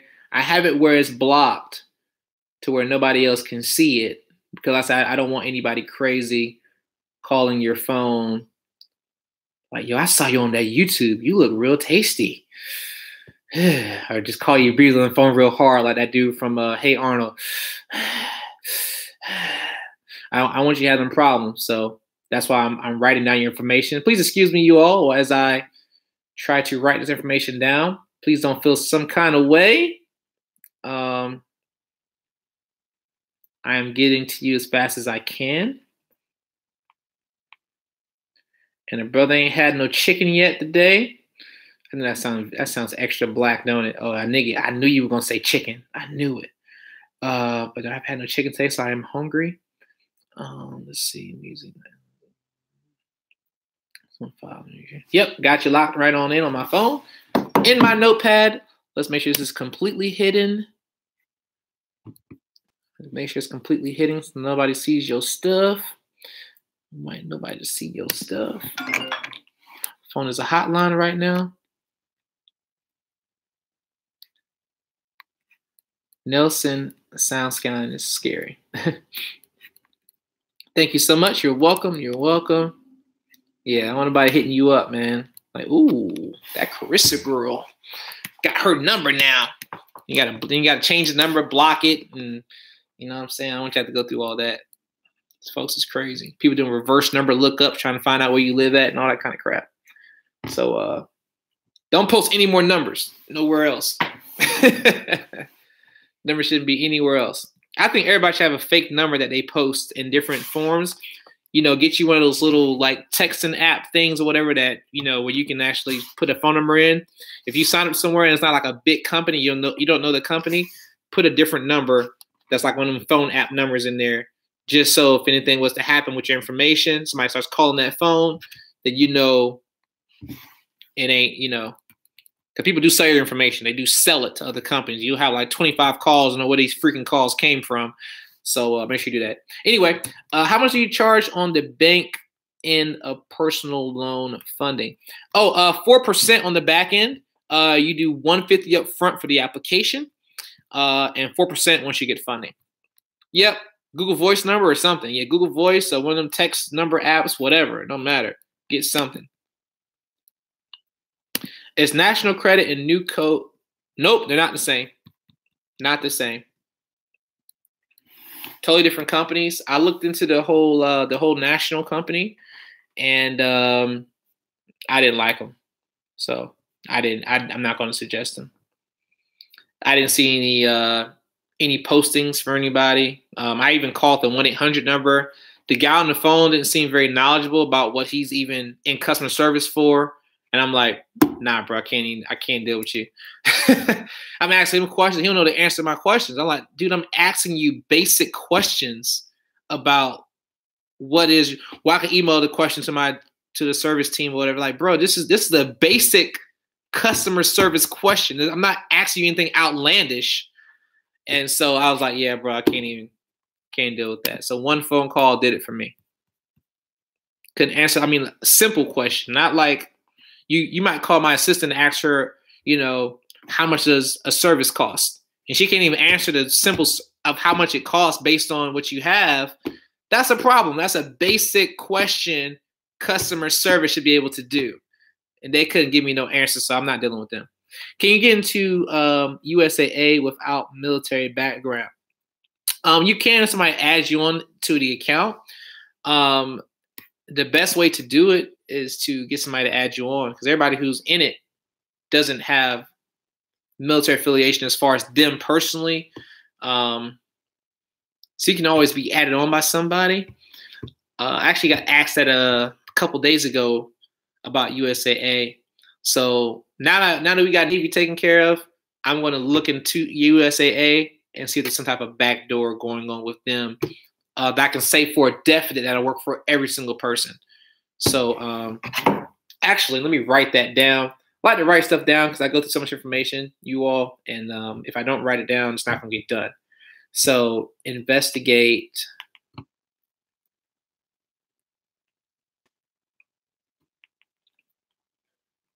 how to get a USAA account without military affiliation. And yes, I'm speaking as I'm writing. Don't judge me. All right. Got that said. Because I'd rather research it for you. I'd rather look into it. Not saying I know what you do your own, because you can't do your own research. Of course, you can double check what I'm saying or even see if it works or whatever. But I feel like a lot of people don't have a lot of time to do stuff. And if I can invest my time and be able to help you and help somebody else at the same time, then I know everybody watching this right now, you should have a Navy Federal account. There should be no reason why everybody watching this does not have Navy Federal by now. If you've been watching me over my past other videos, you should have a Navy Federal account with no problem. Now we can go through and get USAA. We can get every single other bank out here that people say it's hard to get an account with, but we all share information. If I get it and I'm able to guarantee it, you get it. Everybody should be able to be moving up at the same time, roughly, if that makes sense. So I'm gonna look into that for you. That's a no-go then. Yeah. Are credit bureaus the best way to go for funding? Credit bureaus are good for a lot of. You talking about credit card funding or just you talking about personal loans? For credit card funding, I think they're fantastic. A lot of the federal credit unions, a lot of credit unions have very, very low, modest stipulations. But there are times when I'll tell you you need to get some major cards. That's why I do combinations. I do major cards and I do companies you've never heard of before when I do credit card funding. So you'd be like, You be like, what bank is this? Like, bro, it don't matter what bank it is, my dude. They gave you 10 grand. Like, just be quiet and take the money. Like, don't even matter. I got this card in the mail. I know what it's for. Bro, that's the card I told you. That's the card you got the $13,000 limit on. Don't throw it in the trash. That's your credit, bro. So a lot of companies out there, but it doesn't really make one bad or worse. It's just I think the Chase does a lot of low limits. I don't deal with a lot of Chase cards for people when I'm getting funded. A lot of people who come to me for funding don't have the proper profile, they need to get a Chase card with a high limit, or enough of primary history to get the high limit. Because Chase they're just kind of special when it comes to how their system judges your credit for credit cards. So a lot of times I don't do Chase unless you tell me you want Chase as one of the applications.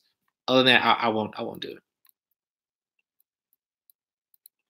I just got a collection added to my file in January. Can I get funding? That's the only negative account I have. If that account is on all three bureaus, Jay, and shout out to Jay. Jay's across the world. If that's the only, if that negative is on all three bureaus, no, you're not getting no funding. If it's on all three bureaus, you can get that removed. Ain't nobody giving you no money with that. If it's on one bureau, two bureaus, you got one bureau that's free. We can get funding with that one bureau if you like. But that new collection, nope, don't try. You're going to waste your increase. Dominic Chapman, what's special about Navy Federal Credit Union? What's special about them? Let me show you what's special. This is what's special about Navy Federal, okay? Let me show you what's special. I'm going to show you, just because you asked, I'm going to show you what's special about Navy Federal. Okay, let me show you. Let me get it ready. Get it ready for you. You watching, Dominic? You watching? This is what's special about Navy Federal, okay?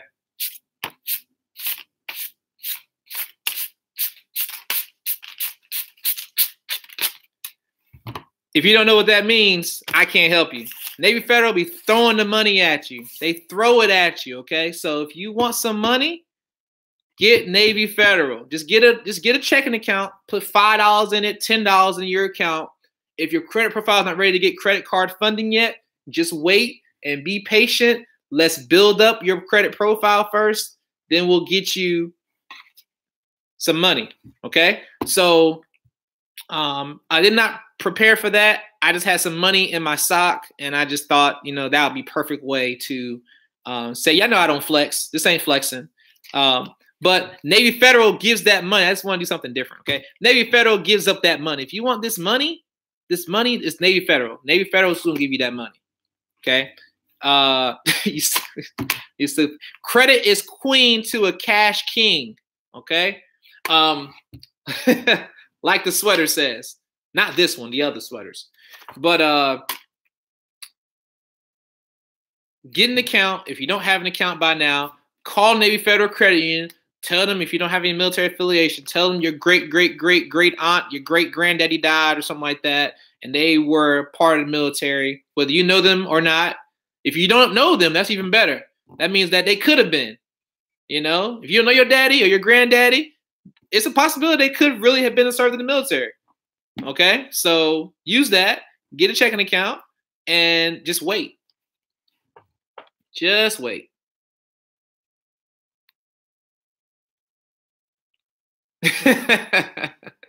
Oh man, I'm just trying to be I want something to be entertaining, man. Like I got some things that's coming, man. Like I hadn't even had a chance to even do yet. Jay knows dancing as well. I do dance, do a lot of dancing. So I might have to throw some dances in my videos. I'll see who wants to do some super chat payments for me to dance or whatever, and I'll play some music or whatever. Somebody might tell me they're gonna super chat me a payment. They want me to dance to a certain song or something like that, and I might play the song and just super chat dance, and it might just dance to. I don't know. Do something like that. But yeah, I just want to be entertaining. I don't want it to be so boring where it's just, I'm just talking the whole entire time, saying about stuff. And I want you to get some insight from it as well and application from it. But yeah, we'll do that. We'll do a couple of things. What is the best credit bureau to get funding from out of the three? Experian, Derek. How much primary history needed to get high limit Chase, Sapphire, and the Reserve? Now, another question about that is, do you want them because of the name of the cards? Do you want them because of their benefits? because you haven't found cards that compare. Do you already have a Chase bank account, like a regular checking account? Or you just want to have a better relationship with them, with Chase? I ask those questions because everybody asks about Chase cards. And the thing about Chase cards is that they will close your account a lot of times when you have a whole lot more accounts attached. If they ever investigate your accounts and see you have this many accounts, this much of time, they are known for closing accounts. Just like the Lowe's home improvement credit card. I hate Lowe's credit cards because as soon as your score drops or anything like that, they'll close your card. They closed my card because my score had dropped because I had higher utilizations on one of my cards, and just because my score dropped a little bit, it closed my credit card. But Chase is even worse. They do that periodic, check of your credit scores and all that history and how many accounts you have, and they can just straight close your account. So if you want a lot of funding, I wouldn't use them, just to let you know. The pay stubs you talked about that you can do, are they best for credit cards only, or you can use them for getting a car or an apartment? You can do that. What you want to have is you want to have something that I can work with. If you already have a pay stub now because you do physically work, you just want to get it kind of souped up, that is the best way to do it. Now, like I said, it does cost money to do that because there's a lot of calculations in place, not just how much money you make. I got to make sure the taxes look perfect. I got to make sure that if anybody's overlooking the information, they won't find any drip of something not adding up properly. So, yes, it can work for that. You can work for whatever you want it to work for. Clyde Martin, do they check on that? Do they check on what? I'm sorry. Do you check on the payments? How much do you charge per pay stub? Excuse me. We'll get into that. I don't like to release prices through the internet. Send me an email at inquiry@jdnewscredit.com, and we'll talk about that. Granddaddy, that's what I call him.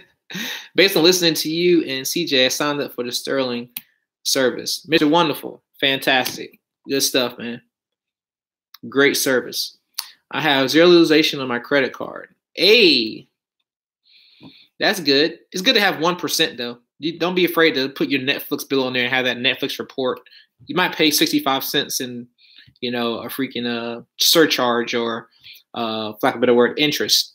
But you want to have it to report something at least every 2 months. You can have it have no balance for like 2 months, but after that, it falls out of the cycle of the algorithm of utilization when it comes to reporting your score. If that makes any sense at all.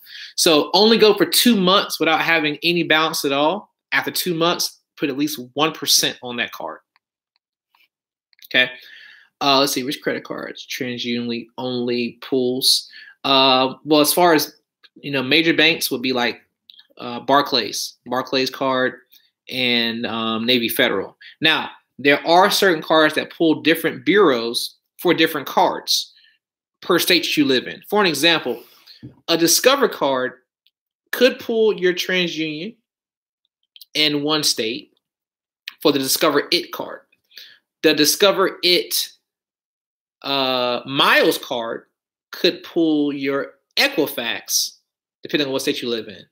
And then the Discover Student card could pull your Experian, depending on the state. Like American Express cards, they might have the American Express Hilton Honors card, which could pull Experian. And then you can get the American Express Student card, and that might pull Trent. You see what I'm saying? So it's like, it depends on where you live at. That's going to determine what credit company, and not only the credit company, but depending on what card you apply for, they can pull a whole different bureau based on that. And so like everybody tells me like, oh, this company only pulls this. Yes, there are certain companies that only pulled something. Like I know Navy Federal, they only pulled this. Barclays, they only pulled this. But there are certain card companies out there that are like your Citis and your Wells Fargos and Bank of Americas. They're going to pull all different bureaus based on where you live and based on what card you apply for. I'm giving out jewels right now, man. Unless y'all ain't catching that. Let's see. Can you get another Navy credit account if you've maxed one before, but you got it removed from your report? You talking about, what do you mean by maxed it? You mean by you had it sent to collections, or you just maxed it out and then got it just, taken off? I've had people get stuff removed off their credit report and then go back in there and apply for something as long as they're not in check systems. If you're in check systems, of course, they're not going to give you nothing. Let's see. I don't have a credit card, but need one. Last time I had a credit card was when I was 18. Never used it again. 31 now. Okay. Afraid, very afraid of the credit card. No, you're not afraid. Or if you are afraid, let me not tell you what you're not. Okay. I shouldn't do that. I'll say that you're afraid of what you don't understand. Once you understand something, there's no longer any fear. Once you understand the black man, there's no longer any fear. Once you understand taxes, you don't fear the IRS. Once you understand money, you'll work it to your advantage and not just spend it. Everything that comes from fear, anything you do out of fear or don't do out of fear is because of lack of understanding. That's it. There's only a lack of understanding. There's a lack of knowledge in that field. Once you have the knowledge in that field, you can work it to your advantage. Okay? But we're going to talk about that on the phone, Chris. So I'm going to call you. I heard the Barclay and the Wells Fargo card is dangerous. I wonder why. Wells Fargo, I'm not sure. Barclays, you usually don't get any instant decisions. They usually have, they have to verify stuff and call you, all that kind of stuff. I don't think they're dangerous. I think everything is dangerous if you don't know how to use it. Do you offer lines of credit in your funding services, and what are the requirements for lines of credit? Hinton, do you mean personal loans? Is that what you mean? Are you talking about business? Are you talking about personal credit? Like, are you talking about like a personal loan? That's what I'm trying to get to. Like, lines of credit can be credit cards, or personal loans. Or are you saying that, do I personally offer lines of credit? Not really getting that question there.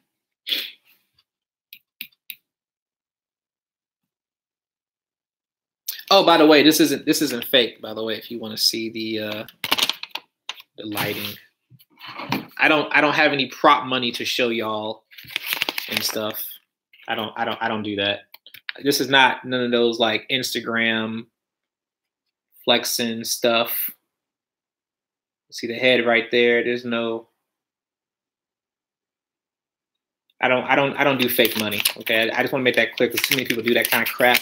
I've seen on Instagram people buying the fake money and stuff like that. This is not fake money. So make that clear. Hopefully y'all can see that a little bit. All right, to know and see those reflections and stuff there on the actual dollar. Can you see the little reflection? The little bells moving, stuff like that. Make sure you can see that. Okay, well, make that clear. You're welcome. Personal lines of credit that have check writing access. Oh, those what do you call it? Those P-lock things or whatever like that. I can get you some. I haven't really looked into a lot. Like a lot of people really just want, personal loans and credit cards. But if you want some other funding, I can do other funding for you. Do anyone know what credit score you need for a Navy Federal secured card? Not sure about a secured card, because with a secured card, I know that one of my watchers said that Discovery had to have a 680 with theirs. But I've seen people have a 650 credit score and get a Navy Federal credit card, like credit card, not secured card, and still get at least like a $500 limit, with a 650 with that. So I actually had a client who had nothing on his credit report, and he got $1,000 with Navy credit card, not secured card. But not sure exactly of the score, but I'm just letting you know that their terms are very, very low, where you could possibly get one. depending on what your score looks like. If your credit score is if you got negatives, I wouldn't apply for their secured card right now. Not for theirs. I would wait until your credit is good and have your relationship start off at a good higher limit. But totally up to you. Jay Godson, do you remember removing an account with 5 late payments? Do I remember? No, it's kind of hard because like even now people I don't even talk to everybody now. And I had assistants and I've changed assistants and now I have a consistent assistant. So I'm sorry, I read that too fast. My apology. You recommend removing an account with 5 late payments? Yes. Absolutely yes. Depending on if that account is your oldest amount of, like if that has 8 years of history, for an example, that's your oldest credit card account, then no. If that is an account that is not your oldest, then yes. If it is a charge off, no matter what it is, charge off or collection, 100% remove it. If it's an open account, then I would debate about that. If it's your oldest account, I would suggest getting the late payments taken off. Well, now it's about being in 4 years. Is it already paid off, Jay?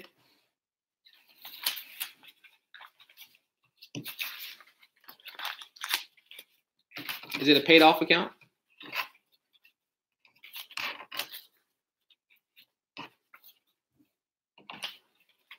Because look, if it's already been, okay. Do you have, is it a 5-year loan or is it longer than 5 years? Because it looks like right now, I mean, if it's already got 4 years of history, you got to hit 5 years and pay that car off if you got a typical 60-month term. If you got more than that, though, I can see why you might want to get that removed or get those late payments off. But keep in mind, once you pay it off, it's going to be closed. It's going to be a closed account. In a closed account with negative history, like with late payments, you're going to have to get that removed anyway.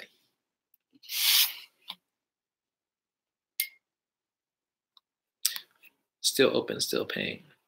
Okay. Got you. Definitely want to get the late payments removed. If you've got, it depends on how much time you have. If you have time to get your credit repaired, then I would go with the credit repair service and not the sweep service. If you don't have time, you have things you need to do like right now, like they have to be done right now. Getting the sweep service so you can get some funding, it's got to go. If you want whatever amount of money you want, I'm sure it's over $1,000. That's got to go. I got 740 on trans, and my average account is 1 year. Yo, G-Bay, hold on. What did G-Bay do? Oh, that's trading talk for y'all. My boy Henry said G-Bay. It's one of my trading guys right there, and we do day trading. Oh man, I see that thing is going in. It hit my stop loss. I lost. It pulled back and it hit my stop on this trade. I had it going down on the sell. And I didn't re-enter. I was busy all day. I was going to re-enter, but I lost $170 on that one trade today. And I had to sell. It actually hit my stop loss by only 3 pips, man. 3 pips. And it went down. As you can see here, the whole downtrend of it right here in real time. Well, actually, let me show you on a smaller chart, smaller time frame, so you can see the actual dramatic move of the downtrend that it made. See all that, how it went down? You know, I had the right analysis on the direction. My stop was really, really close, but that's all I was willing to risk because it happened. It started moving while I was asleep. So I put a trade in last night, and I was only willing to risk losing $170 on that trade. And so it hit my stop loss. It's better to have stop because it could have went the other way, you know. And that's why you put stop losses in place when you're day trading. That way you're not over risking your account to where you're losing more money. That's why I told y'all that's how I trade. So I think this is the first day I've showed an actual loss only because I haven't really traded a whole lot today. That's only the one trade that I had put in, you know? So yeah, it's a beautiful thing. It's a beautiful thing. Anyway, that's cool. We'll make that back in 30 minutes. Facts, Henry. Facts. Definite facts. And my boy Henry right there works at AT&T. If y'all need anything, he doesn't live in my state. He lives in a whole different state. I just know him from trading. So if you need anything from AT&T, hit my boy up. He can order whatever you need over the phone. It also helps him get some commission. Can I take the Forex class with no experience, or do I need a little knowledge? Lee Green, I don't like when people have knowledge because I have to now deprogram you and reprogram you the right way. It's like if you worked at McDonald's and you quit and you go work at Burger King. You're going to keep telling me the fries take 6 minutes when my fries take 4 minutes. And you're going to keep burning my fries because you ain't listening. You can't get out of your head is 6 minutes. So I'd rather take somebody else with a clean slate who has no knowledge of funding than to take a know-it-all who thinks they know everything about trading, because now I have to fight with them mentally because they're trying to teach me. I'm trying to teach them like, well, Jay, ain't you supposed to, like, bro, didn't you pay me for training? Don't be trying to tell me what I need to be doing or how I need to teach you or what it is and what it isn't. Just listen to what I'm saying and apply what I'm teaching you. And so, like, for me, it's easier to teach a person like yourself who doesn't know or understand trading than it is to teach somebody else who does think they know or has some experience. So I would prefer to teach you. Salute, Smooth. Mr. Henry, I see you. You actually learn faster if you don't know nothing. If you know something, it's hard to grasp for people who just know it. If you're very, very, very, very, very book smart, my trading class is hard because it's too simple. You're gonna feel like there's something else. You're gonna feel like, is that it? There ain't nothing complex, contextual. I mean, there is a hard part in it, but you're still gonna feel like you're not being told something, and you are. You want some big words and stuff like that, and that's not how I teach. So for some people, when I do teach them, it's hard for them to grasp that it really is that easy to make money. It's just, that's one of the hardest things to do for people to really see that, because it really is. And so,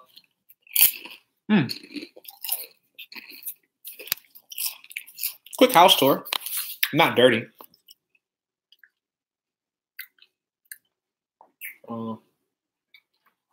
My son's socks. There we go. White sweater, shoe horns, out my shoes. Had earlier. What's that? Camera stand when I'm doing some recording. There, over there. You know. This is real stuff, man. It's a real person's house. This ain't no like I just cleaned up. Like I really didn't clean up. Look, my son underwear, pajamas right there. Got him ready for daycare this morning. It was a clean underwear though. The underwear clean. He just brought underwear. I didn't need them. Real house. Oh, look at this. Taxes. Doing my tax forms. Submitting my documents December, November 2018. Stuff like that. Let's open one up. See what's inside.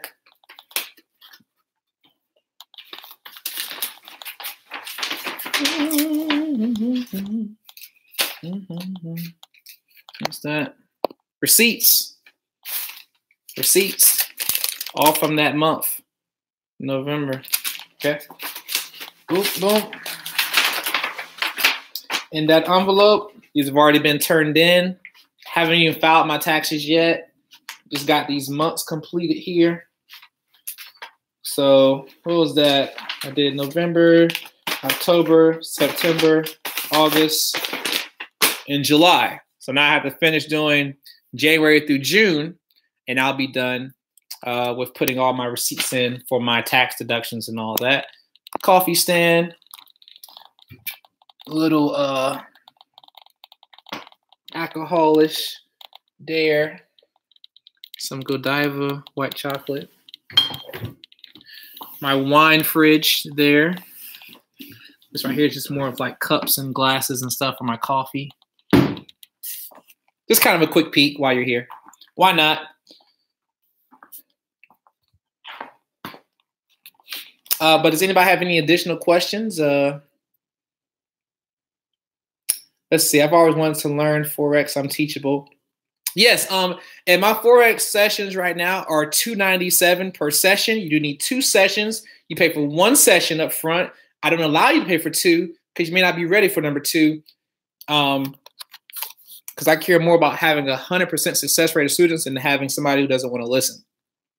So you go through the first session. I have what's called the 8 pillars of trading success. You learn 4 things the first session. The second session, you learn 4 things. And that's all you need to do to make money trading. It's all I do when I make money. Everything else is a lot of crap, big words, water cooler talk, things you talk about at a clubhouse. If you want to learn all that crap, I'll tell you where to learn that crap as far as the jargon. If you want to make money, I'll show you how to make money. That's all I'm going to show you how to do is make money. 4 things, you're making money, and that's it. Now, for you to grasp these 4 things, I give you homework you have to do. You got to complete your homework. If I don't receive your homework, or if your homework that I receive sucks, you got to do the homework again because something you're not grasping. Okay? Once you grasp the homework continuously, not just one day, here's my homework, Jay. No. I need you to do it for a week, minimum. I need consistency for a week from what I'm telling you to do, what your homework is. After that week, I will evaluate your assessment. I will assess your trading or what I had to do for homework or what I had to do for marking up your charts, stuff like that. If I don't see what I need to see, we need to do another review. The review is free. We're going to do a review, and you need to do another week of training because something, maybe it didn't click for you. After that, you have another week where you turn in your information where actually I can see that you're consistent. Then we go to step number 2, and I'll say, okay, now I will allow you to schedule a second session and pay me $297 for that second session. I won't even allow you to even pay me up front for both sessions because I don't want to waste my time, waste your money, waste your time. You got to pay me for 1 session at a time. And based on how serious you are, because I'm very serious about having 100% success rate of students, that I am consistent with your freaking $297. Okay? So, I care more about my time than your money. You pay me. I don't even want to give you my time if you ain't taking it seriously. Like, that's real talk. I do not even want to teach you. I don't want your $300. Keep your $300. I'll tell you, say where you at. Okay? There is no sign-up link. There is no website to sign up on. Nothing like that. If you want to do it, you can send me an email. You can send me an email and say, this is what I want to do. I want to get started with that. I'll show you how to do that if you want that. I don't try to market that to people. That's just something that I do. People know that I do it and they hit me up for it, whatever. Okay. So anyway, back to credit questions. Success rate is 100%. If a person goes through both classes, it's 100%. I did have some people who go through the first class and then stop. And then I'm like, okay, that was your money you invested. You weren't really serious about trading, or something happened to where it wasn't as important to you, and you stop. But other than that, I have 100% success rate. Yes, I did respond to your question, Jay Godson. It is possible. I'm teachable. That's fantastic. Thank you. We'll get back to you soon. Awesome. Where do I sign up? Send me an email.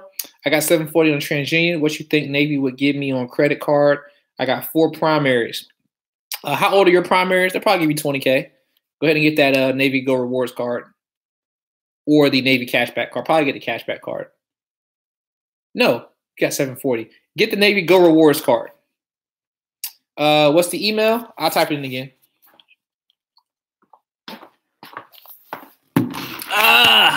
Actually, type into this one. I'll give you this one.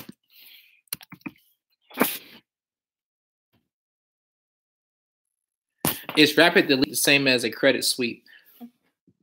I don't know what people's terminologies are. So I might have it. They might call it a rapid delete, and it might be a sweep. Me, I have a rapid rescore and a credit sweep, so it could be the same thing. Somebody could just be saying it differently. It could be the same exact thing.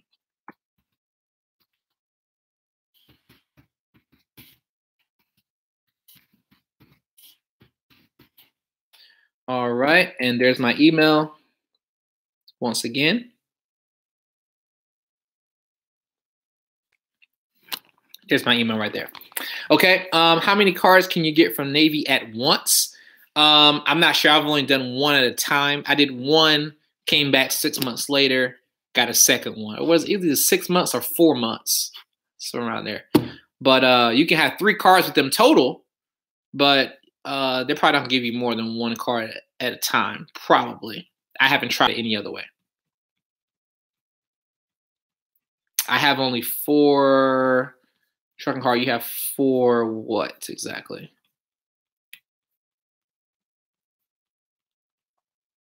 Average account is 1.5. I have 4 bad remarks and 2 hard inquiries. Okay, but what are you trying to ask me though? I'm confused. Are you trying to get a price for something?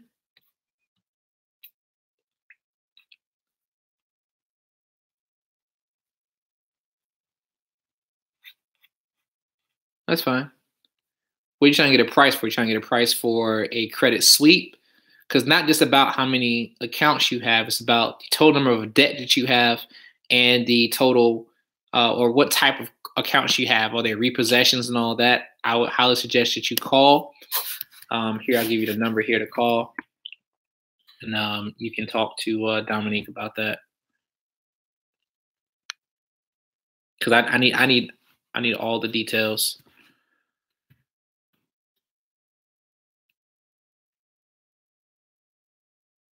It could possibly only be $800 for yours based on just 4 accounts. The increase is a totally different service. Increase is going to be $50 per inquiry to get those removed. But the other bad accounts, if you only have like 4 bad accounts, then the total of all of those accounts is $3,500. Then you're going to pay $800 for your sweep.